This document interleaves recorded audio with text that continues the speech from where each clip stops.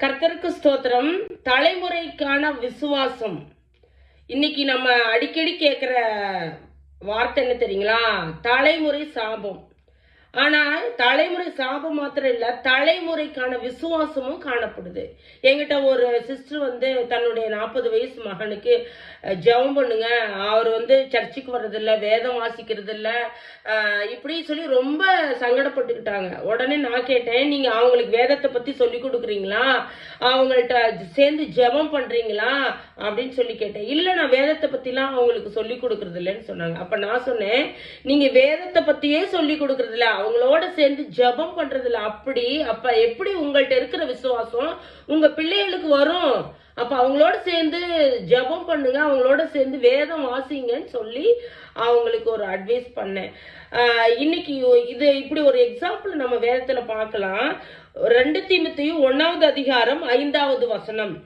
அந்த விசுவாசம் முந்தி உன் பாட்டியாகிய லோவிசாளுக்குள்ளும் உன் தாயாகிய ஐனிக்கேயாளுக்குள்ளும் நிலைத்திருந்தது, அது உனக்குள்ளும் நிலைத்திருக்கிறது என்று நிச்சயித்திருக்கிறேன்.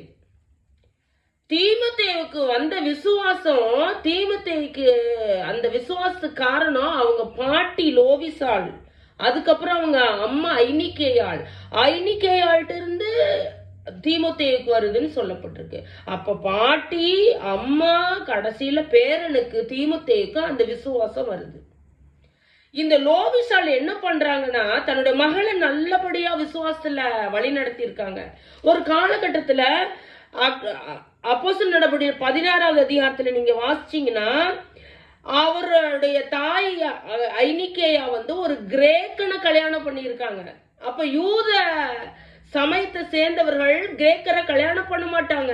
இந்த இடத்துல ஒருவேளை அவங்க துணிகரமா கூட பண்ணிருக்கலாம், கர்த்தரை விட்டு வேற பக்கம் கூட போயிருந்திருக்கலாம். ஆனாலும் அந்த லோவிசாள் விடவே இல்லை.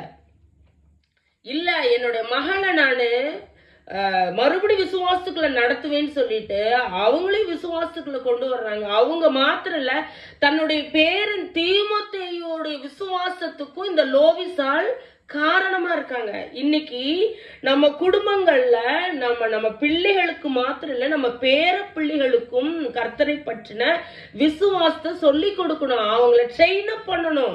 விசுவாசத்துல, ஜெபிக்கிறதுல, வேதம் வாசிக்கிறதுல லோவிசாலை போல நம்ம ட்ரெயின் பண்ணுகிறப்ப விசுவாசம் தலைமுறைகளுக்கு கடத்தப்படுகிறது. தலைமுறைகளுக்கான விசுவாசம் நம்மளுடைய விசுவாசம். ஆமேன்.